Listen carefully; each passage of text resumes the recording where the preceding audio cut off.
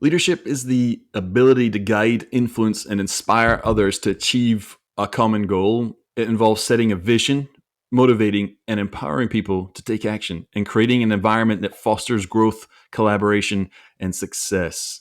Leadership is not just about authority or power. It is about serving others, making thoughtful decisions, and leading by example. True leadership involves self awareness, empathy, and a commitment to continual improvement, both for oneself and for others, other people being led.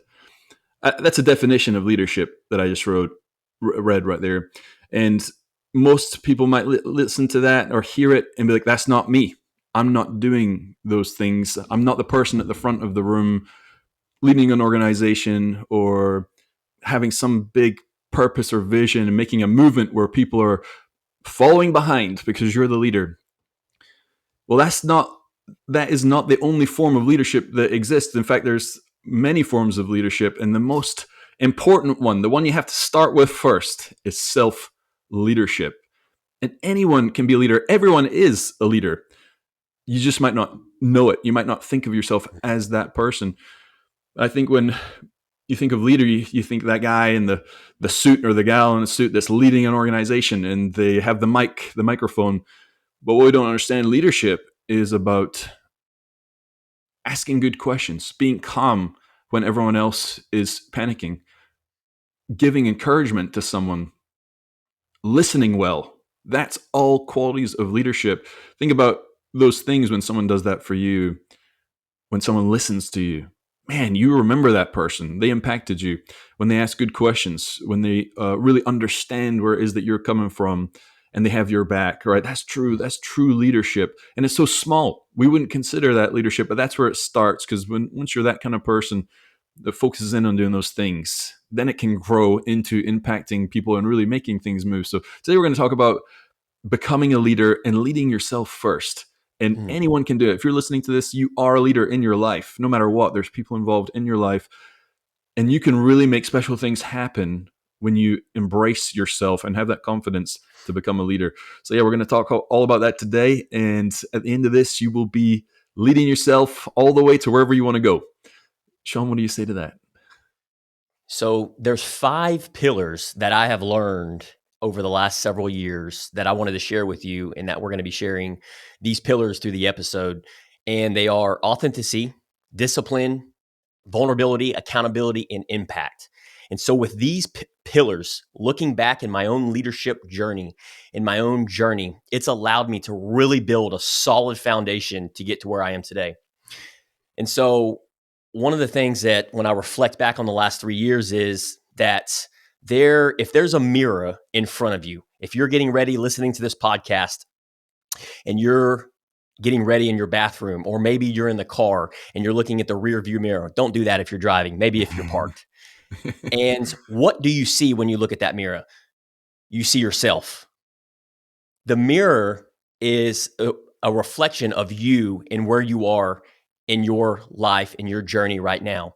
And so the reason I'm able to say that is because I had to take a look at the guy in the mirror 3 years ago before I was able to level up in my journey of becoming the best version of myself in my leadership journey. Once I realized this was a huge transformation for me, because I understood I could take the mask off and be more self-aware to learn about myself and what drove me, my values, my beliefs, what allowed me to come alive, my authentic self. See, when you're not looking at yourself in the mirror, which is pillar 1, then you're going through life aimlessly. What values, what is dictating your actions and your activities? What is driving you on a daily basis? I've asked this question to a lot of my friends recently, and I'll ask this question to you is, when the next person that you're talking to, your neighbor, your friend, your best friend, your mom, are you your authentic self? Can you be real with them? Can you be raw and real? Or are you masking something? Are you covering up something? And when I ask that question, the people in my community, they tell me, they're like, I'm 50-50. That was me too 3 years ago. And I'll tell you what, It pulls your piece. It doesn't allow you to come alive. It doesn't allow you to live your best life. So look at yourself in the mirror.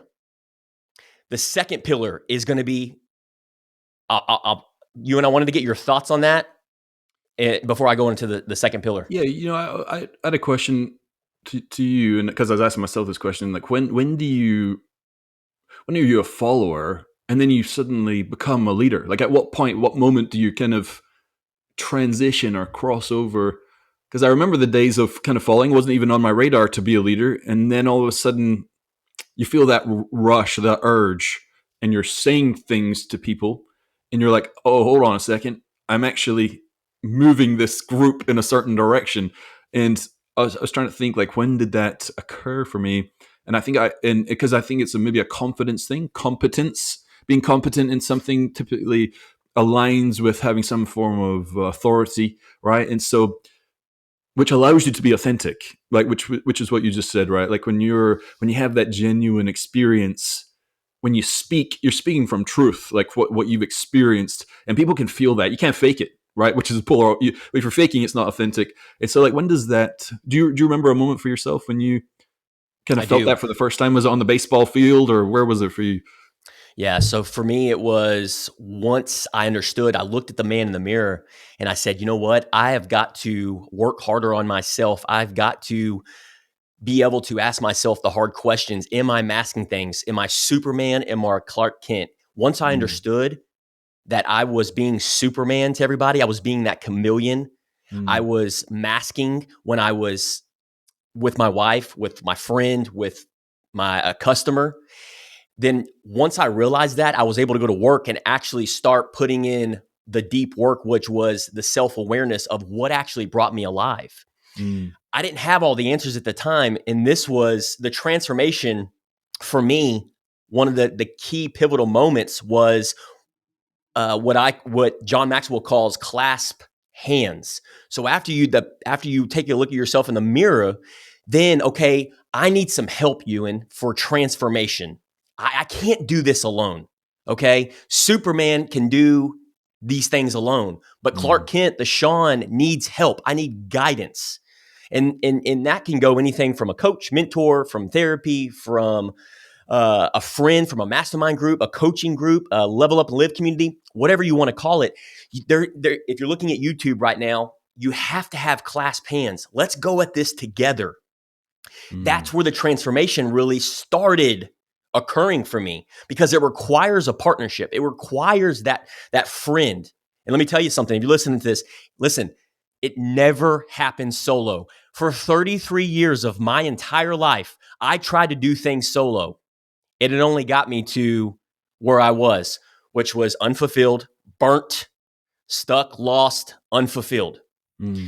That's when I called up the group of 6 guys and we started the mastermind group, because I knew that I had to have some partners going into this to hold me accountable, that were going to be able to see things in a different perspectives. Now, this also ran congruent to what we call a ladder. So picture yourself, it's Christmas time, you put up some Christmas lights, you got a ladder, and you're putting that ladder up. And for me, the way I look at it is, you know what? Transformation also is helping others rise with me. Success can be lonely, but as a leader, why not pull others that want to go to a better place?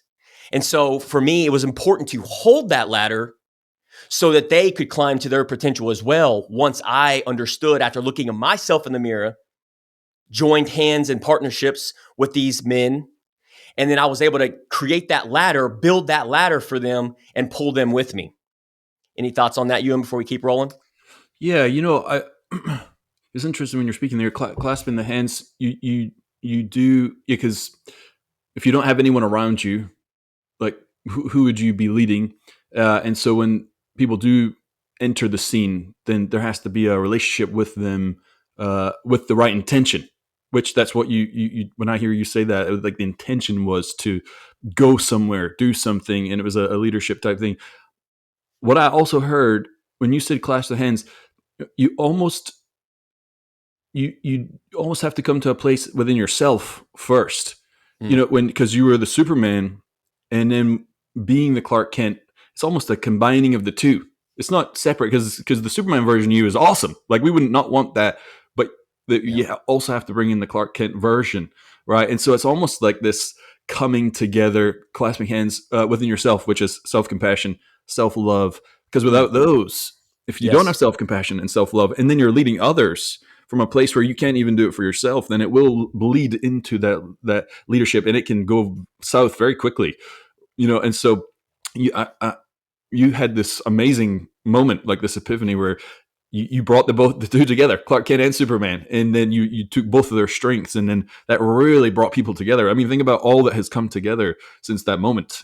So to the listener, how could you come together with yourself, like the version of you that's maybe not authentic, and then look at where is there that inauthenticity, and then combine those strengths from who you currently are, who you may be faking to be, and match it with the true part of you that you're not letting out.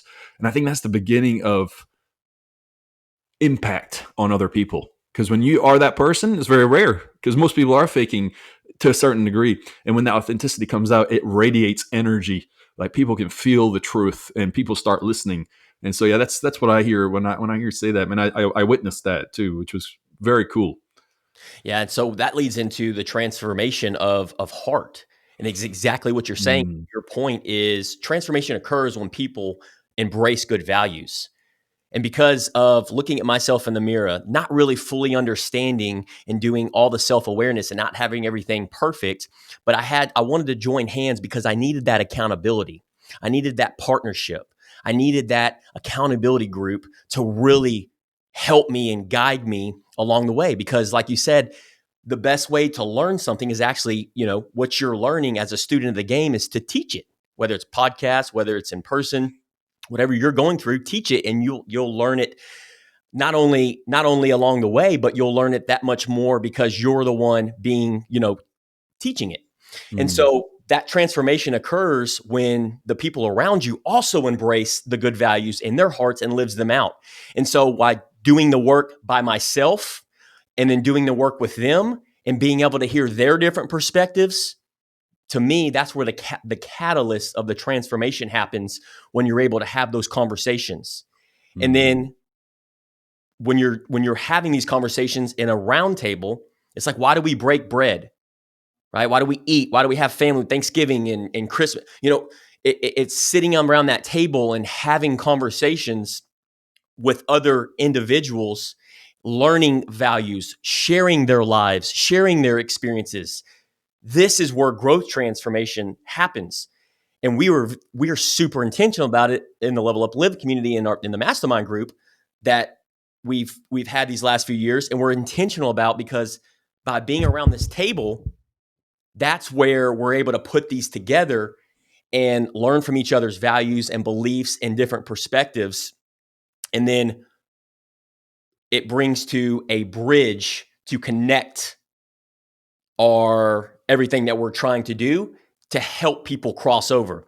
So if I'm talking to a younger version of myself 3 years ago, I'm going to come in and I'm going to say, hey, look at yourself in the mirror. Somebody listening to this, it's important to be self-aware. Clark Kent, Superman, clasp hands, join a partnership, get accountability partner. Don't go at this as solo. Next, look at it as a ladder. Help others along the way. You don't have it all figured out, but that's going to help you learn it that much faster by teaching it to others, and hold that ladder for them so they can climb to their potential. The heart in that process is going to be the transformation to align good values and beliefs to live out and to continue to grow, because iron sharpens iron. Mm-hmm. And then we surround ourselves in a table consistently, intentionally moving forward to learn these values, learn these shared experiences, to continue to level each other up. And then ultimately, like you said, on that impact, we want to bridge and help people cross over so we can serve and impact more. When you say this, the Superman to Clark Kent, everybody does that. Everyone does it. They'll do it in their own way. But when we say Superman, it is bulletproof, steel, looks amazing, right? Like no weaknesses, And we do that out of protection of the heart. We do it to protect because we don't want to be vulnerable because it hurts. It's almost like death. It almost feels like to experience that is so intense that we will do unbelievable things to avoid it. Mm, And yet, when you are that, you can't really learn much. You right. can't let the guard down to be vulnerable, to say the things that someone might need to hear, to say the thing back to you that would impact you and let you grow. And we all do it. This is everyone. So you listening, where are you being the Superman, which isn't helping? The Superman has so many great qualities, but to be that all the time, it does not help. And to add heart into this, right? You have to be vulnerable with heart. You can't have a guard around it if you're going to impact other people. And so it takes great strength. It takes Superman effort to let the guard down and be Clark Kent.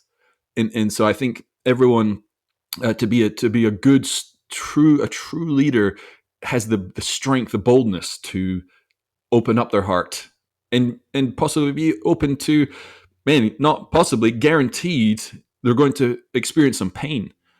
But when you know that you're big enough and the outcomes and the impact that you have on other people, it's worth it. And then you start realizing there's so much strength behind it that the Clark Kent ends up being stronger than the Superman ever was. Mm. And so I think really focusing in on that heart portion is worth its weight in gold. Yeah. So I'm embracing that vulnerability and then seeking growth. That's where the game changed. I mean, in this journey, when I reflect back and I'm like, what really changed is when I was able to put myself out there, drop the mask, the Superman Clark Kent, become the Clark Kent, actually be vulnerable, embrace that vulnerability. When I called up the 6 guys and said, hey, you want to start up a mastermind group? If I reflect back in the last 30 plus years, that was probably the most vulnerable place in my life where I called up these guys. And then what I had learned when I called up these guys is they were immediately within a matter of 30 days having this weekly meeting and sharing my vulnerabilities. Guess what happened to them? They were able to embrace their vulnerabilities and share what was going on in their lives and resonate and connect with what was going on. So I think that's where, by understanding that, by embracing that vulnerability and sharing that and willing to go through these pillars, I think that's where it's really going to make a big difference and impact in your life, in your self-leadership. Because again, you can't do this alone. And that's another reason why I think we are called to do what we're doing. And the cause is the bigger picture here. It's the purpose of we know there's other individuals out there that have experienced, because we've just talked to them and we've coached them and we've been listening to people's stories and challenges and struggles. And so we've created a product to level up and live in our community. And so we're super excited about, because we're creating these safe places, this accountability, this bridge to help others get to where they want to go. And I don't think without these pillars, you can look inwards and be able to do the things that you want to do without the different pillars to build that solid foundation. In that when you said it was one of the most vulnerable you'd been when you had called up the guys for the mastermind group, can you speak to that so the people listening can live through you on what that was like, that experience? Because like you said, it was very difficult. It was one of the most vulnerable moments. Most people will avoid that at all costs, and there's no blueprint for them to know what it is to put themselves out there. Because, and maybe you could speak to what your reasons were, because there's fear of rejection there. You have to be vulnerable. What if someone says no? Like, all the things that go into that. Like, what could you maybe speak to that people could hear, and myself included, that we could take away as a nugget to also maybe do something like that? Yeah. So once you understand the pillars, you're like, you know what? I'm going to look myself in the mirror. I know I need to make a change. I know I want to level up. I know I want to look inwards and go through this journey. And so now I need to embrace this vulnerability. So for me, it was okay at that point. Sure, it was vulnerable for me, but I looked at the bigger picture, I looked at the North Star, and we talk about this all the time in the episodes in the podcast, is what the reasoning behind making this phone call, this text message and email it's an obstacle, it's adversity, it's vulnerability, and you're making the phone calls. But more importantly, but let's look beyond that. Let's look beyond that obstacle or that challenge of putting yourself out there and making the same phone call. Instead, I looked at it and I'm like, this is who I want to become, and I know what's worked for me by doing the work, by being self-aware, looking myself in the mirror, and I know I need to create partnerships. And that's all that went through my mind is, this is what I need to do to get to where I want to go. Yeah. And so whether I look like a fool, it doesn't matter to me, because I knew at the time there was a degree of me that understood that there's other men out there that are in isolation, that are experiencing what I'm experiencing, Ewan, Clark Kent, Superman. And they're lonely. And it's funny because when I thought of these men and I called them up, it reminded me of myself, because I knew to a certain degree what was going on in these men's lives, right? I knew that you were kind of solo and doing your own thing. And I knew, some of the other men that I knew a little bit about them, but I had listened to their language and in their body language and their actions to a certain degree. I knew that they were in isolation as well. Yeah. And I think if any man's listening to this, I would be willing to bet that you are probably experiencing that as well. And that's why I'm so passionate about creating a community where men don't have to feel like they're in isolation.